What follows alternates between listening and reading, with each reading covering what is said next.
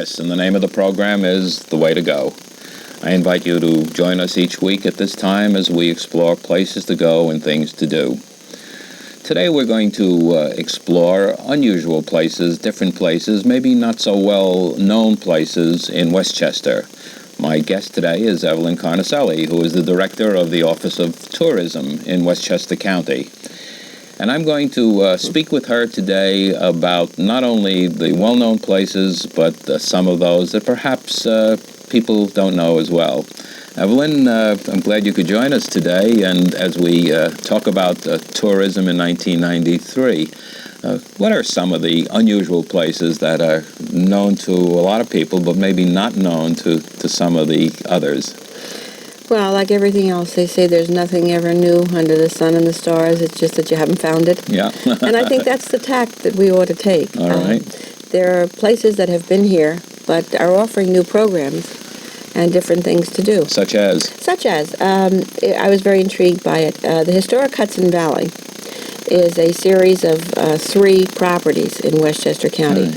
It used to be known as Sleepy Hollow. Right, yes. And a lot of people didn't realize when they changed names that it was, the same place. The same place. Right. Well, Sleepy Hollow was a well-known, name also in literature.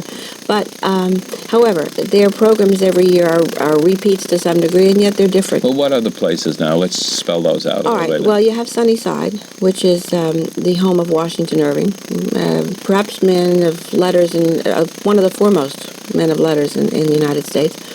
And his home is fully as he left it. As a matter of fact, costume guides give you the sense that there is a presence there. So that's a place to visit. This time of year, and maybe over now, but tulip time at Sunnyside is magnificent. So it's not only the historic value, but it's just the prettiness of being on the Hudson and overlooking. Now, where is that located? Now, that's in the Tarrytown, Irvington area as you come along Route 9. And then further up, you'd have Phillipsburg Manor and Van Cortlandt Manor. And they're just within 5 to 7 miles of each other. And they're 3 properties. But interestingly enough, at the Van Cortlandt Manor, and this is this year, they're having 18th century dinners, recreations of. You mean served? Served with period music and period costumes. So what you're doing is you're stepping back. That's a new concept that they're doing? It's a new concept. And in terms of the general public, I say, I've been there. I've seen it. Well, you haven't really seen it until you've come back for another experience. It takes you and your stomach back. That's right. But you see, the whole idea of recreating history at these historic sites is to keep it alive and living. So it's never ever static at these sites. So people have said, I've been there, and nothing new. Well, it's not the idea of a museum that never changes exhibits or a grounds that never change. They're constantly changing. And they have events, too, don't they? Events all through the summer. And Historic Hudson Valley has got a special treat coming up for us in 1994, just to go a little bit ahead of ourselves. Yes. Let's talk about that. Yes. Well, that's going to be the time when the general public can get into what is known as Kykut, which is the Rockefeller Estate Mansion. Right now, of course, the grounds are open in the state park. Right. But what's going to be open in 94 is going to be the main home there, overlooking the Hudson, and the coach house and the barn. In the main home, the first 2 floors are going to be dedicated to the art collection. And, varied art pieces, as well the outdoor sculpture garden collection. I've seen pictures of it, but I've never been there. I really look forward to visiting. It's going to be a beautiful experience because we've been looking forward to it for a long time. And everybody's been saying when. Yes. Well, absolutely 94. The Coach Barn houses a collection of antique cars. As a matter of fact, when we took a tour, and I was privileged to take a tour of it with some tourism people from the valley, one of the antique cars was a year that I owned a car, and I thought to myself, it's not going to make me too happy. But cars from the 60s all the way back to the 1920s. And there are about 40 or 50 cars there in a large building. Plus, there are coaches and something you'd see in old London.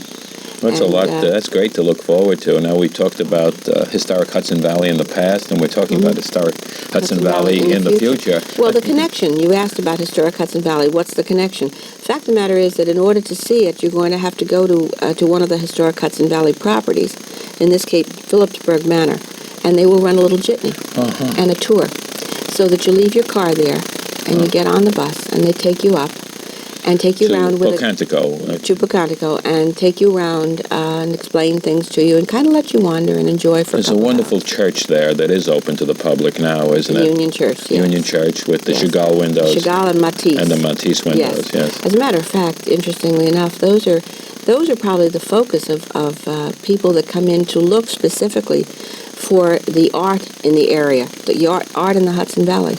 And that's one of the highlights of the art in the Hudson Valley. Let's talk some more about art in the Hudson Valley. What other great places can we go to see art in Hudson Valley? One of the things, and to broad base art, of course, the galleries and the museums that are available, and I say available, our office has publications that we offer to the public, and we do list the galleries and the museums changing exhibitions.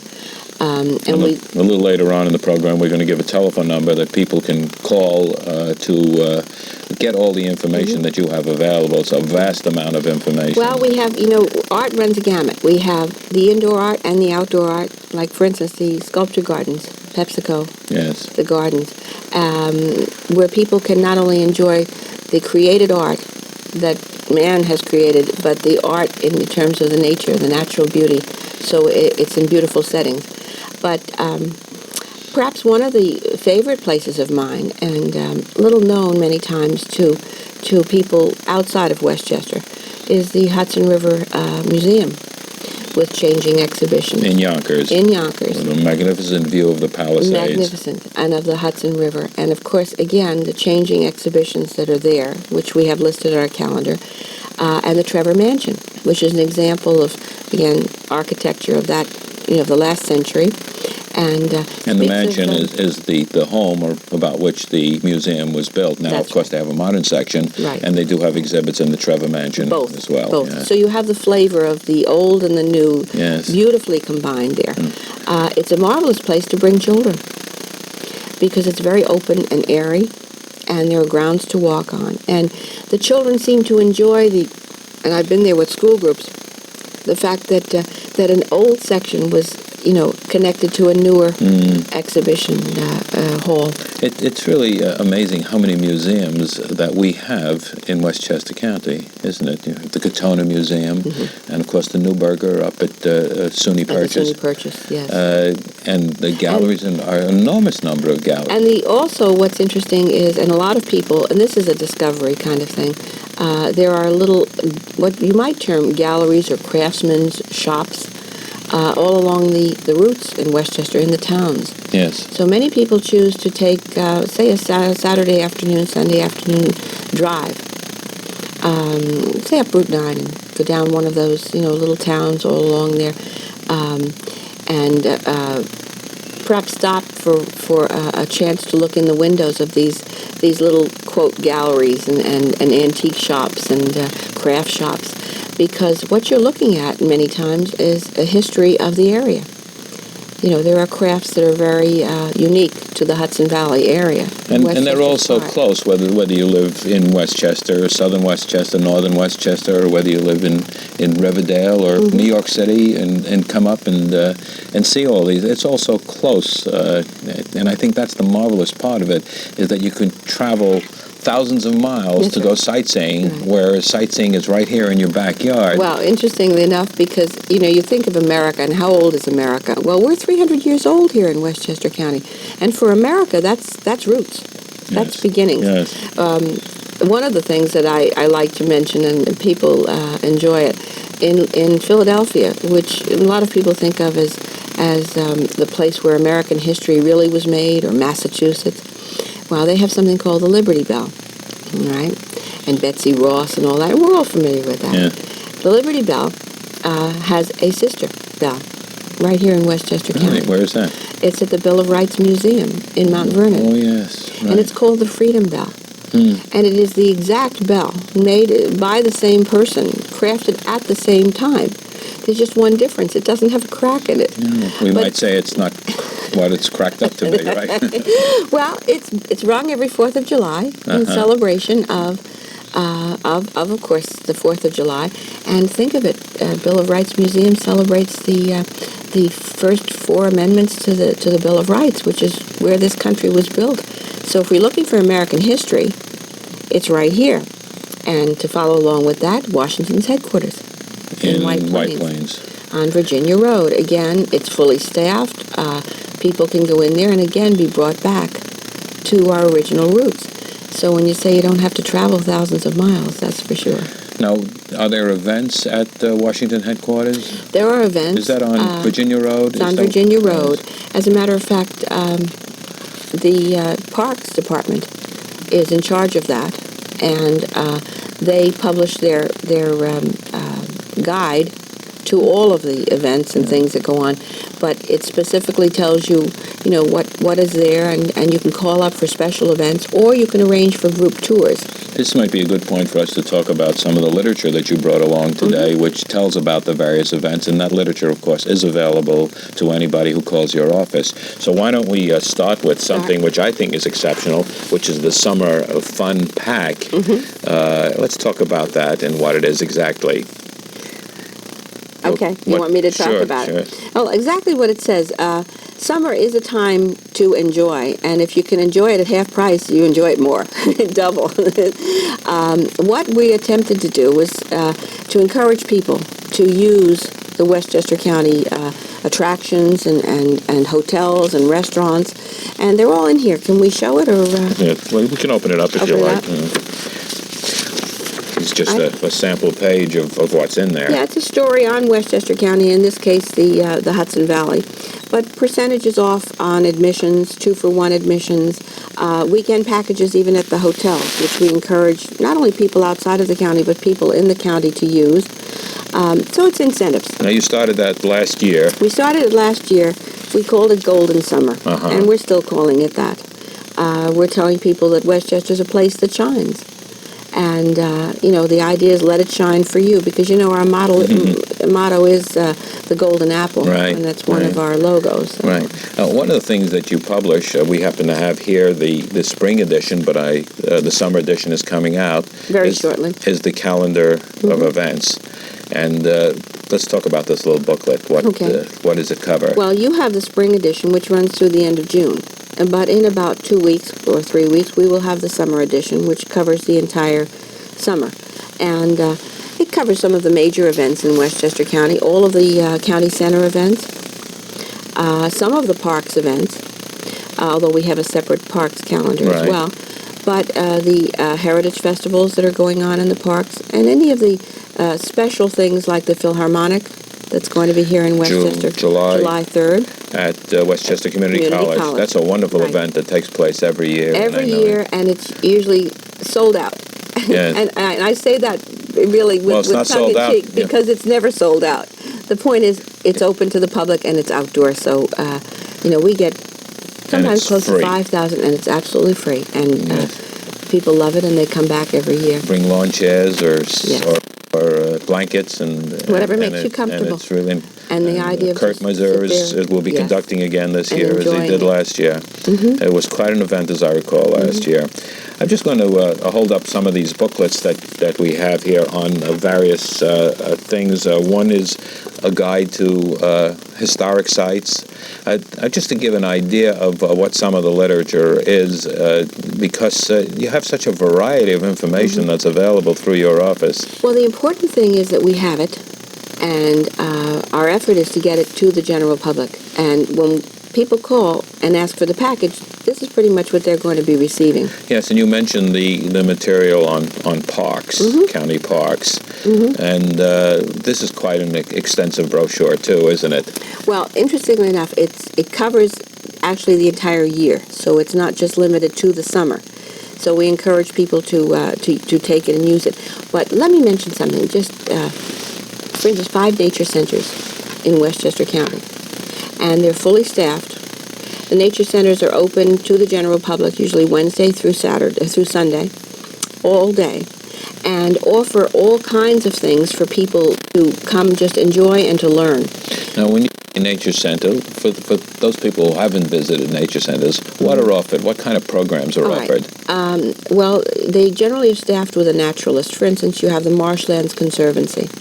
And in a Marshlands Conservancy, where is over that? On the Rye Playland area, they have what they call 5 habitats.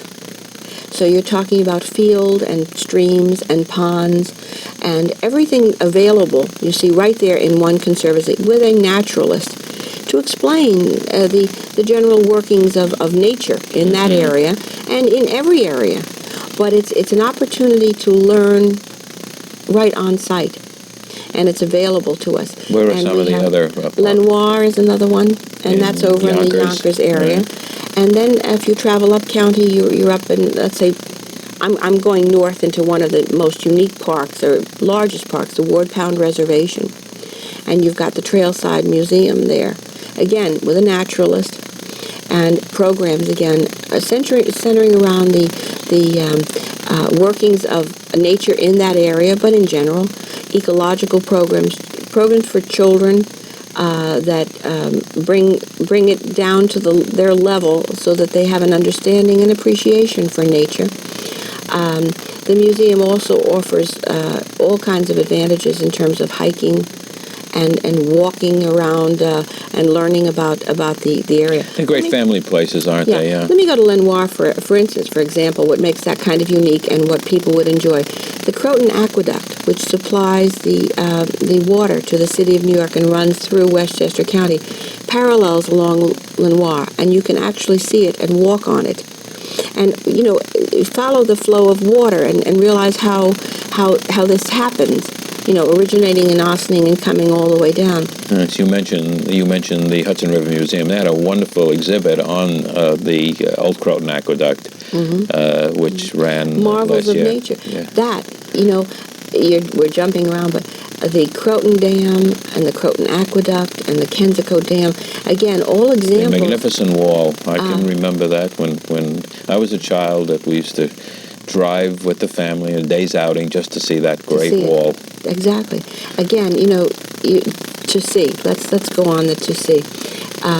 Westchester's part of a region, Hudson Valley region, and we've had people that have come into Westchester and then talked about being in Europe and said, we've taken trips on the Rhine, Hudson River. It's almost the same thing. Is it that we don't appreciate it because it's too close? Well, remember we started talking, we said, is there anything new? It's just that, sometimes, the idea that how many people in the city of New York haven't been to the Statue of Liberty unless their cousin from Chicago came in and they took him? Well, I think I have 2 messages. If you live in Westchester, well, I don't care if you've been here for 100 years or just moved in 2 months ago, don't forget that you could probably spend 4 months and still not in complete seeing everything. And after you've seen the last thing, go back to the first thing, because whatever happened there, something else is happening. So there's a renewal. I'm a perfect example of that because I've lived here for many, many years, and I've seen many of the attractions, but I haven't seen everything. I've seen a lot of things more than once, but there are places which are still on my list I just haven't seen yet. So there's an awful lot to explore. But you did say the Hudson Valley, and I think I do want to talk, when we're talking about literature, about the Insider's Guide to the Hudson Valley, which is also available through your office. Through our office. This is the 93-94 guide. And what I'm saying is what's so marvelous about it is it looks like a magazine, the kind of magazine that's dated and says July, August on it. This is a year's worth of things to do and see in the Hudson Valley. What's there to do? Well, anything from sightseeing to antiquing to strawberry picking, apple picking, to, again, seeing all of the historic places that are along the Hudson River. The historic Hudson Valley also has another site in Montgomery Place, which is along the Hudson. People often say, what is the region? Well, the region is all of those counties that border the Hudson River and follow up. So for all intents and purposes, West Point, which is an international attraction, is right here in the Hudson Valley. Yes. And a lot of people have not been there. And think of it, Well, it's not a place to visit. It's a magnificent place to visit. We've talked today about the wide variety of places that people can go to as tourists. And it could be a day, a half a day. It could be a weekend, as much time as you want to spend. What is your favorite? Do you have some places that you go back to over and over again? You've got access to all of this information, this knowledge. I have to say that one of my, and I didn't mention it before, but one of my favorite places, not only to go to, but to think about, is probably Playland. And why? Because many, many years ago, when I didn't live in Westchester, and I lived in the city of New York, there were boats that came up to Playland. And I think it was even before I was in high school, but certainly when I was in high school, the big outing was to go to Rye Playland and get on that huge boat. Yes. And we came up to Rye. And this was country. I mean, coming out of the city of New York, this was country, now that I look back. But it was a place of renewal, a place of joy, a fun place. Playland is a historic place. I mean, Playland has a history of 60-plus years. It's on the National Historic Register. People come there not only to enjoy the rides, because people think of theme parks as rides, but you've got to remember 6 days a week, there is constant entertainment. There's strolling musicians, and there are places to just sit and listen to a concert. There's always a place to go and listen. It's a free park. It's open. It has a boardwalk. It has the nostalgia of all of those years. I think I remember people talking in the 40s and talking about the 40s and saying, well, that got a lot of people through hard times. So even when times get tough, it's the idea that you can go someplace and enjoy the good old-fashioned, quote, value. So Playland has that. So it's a lovely place and has all of the things that you mentioned, but for you it has something kind of extra special. Nostalgia. Nostalgia plays, I think, a big role in a lot of the things that we enjoy. And also the things that you took your children to when they were younger. Would you go back with them? Well, you may not want to drag them back at this point in time, but or grandchildren. Some of us have grandchildren to take back. Some of us do. But the idea that the same place you saw with them through their eyes is different now. It offers you something different. It gives you the chance to sit and kind of enjoy it without rushing through. But Historic Hudson Valley probably are those three properties are very well known. And I want to talk to you a bit about tours. I know there are many tours that are available in Manhattan. Walking tours, bus tours. Does Westchester offer that? Because there are many people who don't have their own transportation, who would like to be taken on a tour, for example. Is that available? It's not available in the sense that Westchester County offers it. However, there are private people that do offer tours. What we try to do at the Office of Tourism is work with groups. Many times they can rent a bus, or they have available buses. For instance, there are senior buses available through the county. And we can set up a tour of 2 or 3 or possibly 4 places in a day, plus a stop for lunch, that would allow people to get around. You might be interested, perhaps you don't know about this, but the Municipal Art Society in New York is offering some special tours in connection with Gray Lines.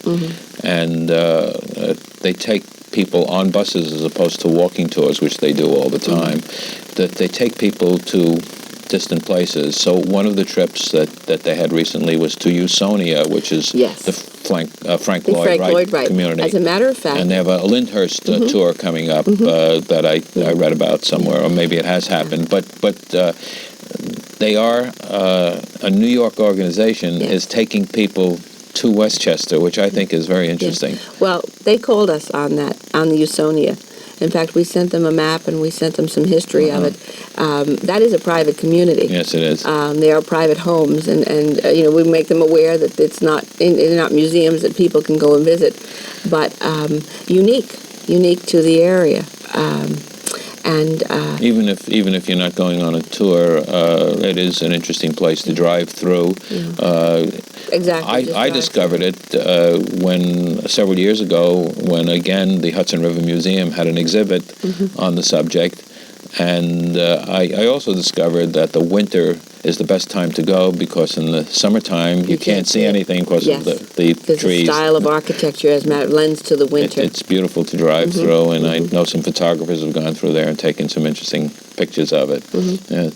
So what other tours, trips that people can go on? There is really nothing. Maybe there's an opportunity here for someone to offer them up from other communities, from different areas.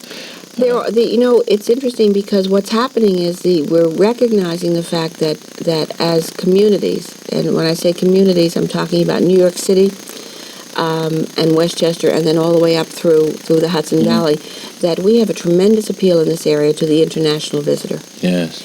And the international visitor is someone who can come from anywhere. We find we have a lot of German and Japanese visitors. There are people who come not only for the pleasure of coming, but come for business purposes, so that we'd like to expose them. And I know that's why a lot of the people from the city are bringing them up through the valley. Well, I think what we want to do is to provide a source of information. And before we run out of time, I want to make sure that we give the telephone number that people should call to receive all the literature we have shown and lots more. Okay. So what is the telephone number? All right. In White Plains, it's 285-2941. That's a 914. And that's a 914. Would you repeat that? 285-2941. And you have all this literature, or they can get information about specific items. Yes, they can ask us any question we will attempt to answer, and many of the questions are answered in the literature, but we want the opportunity to send them the package. It's a vast amount of information. I've been in your office, and it's only a small amount of what we have here. Can I just, you talked about favorite places and things. I love legends and stories, and I think that gives a flavor to an area. But I did want to mention, and we talked about it before, the legend of the Leatherman and the Trailside Museum. And people say, what's that all about? Well, that's intriguing, isn't it? We had someone who actually traveled around and lived in a cave. And you know what? You can go and visit that cave. They have a tour to the cave. Well, so through the Trailside Museum. One of the things that we'll be able to let you tell people about when they call your number is the Leatherman, because we've run out of time to do it here. Today, we've been talking to Evelyn Carnicelli, who is the director of the Westchester County Office of Tourism. We've learned a lot about Westchester, and I suggest that you get in touch with her office and get more information. I'm Norman Liss. The name of the program is The Way to Go.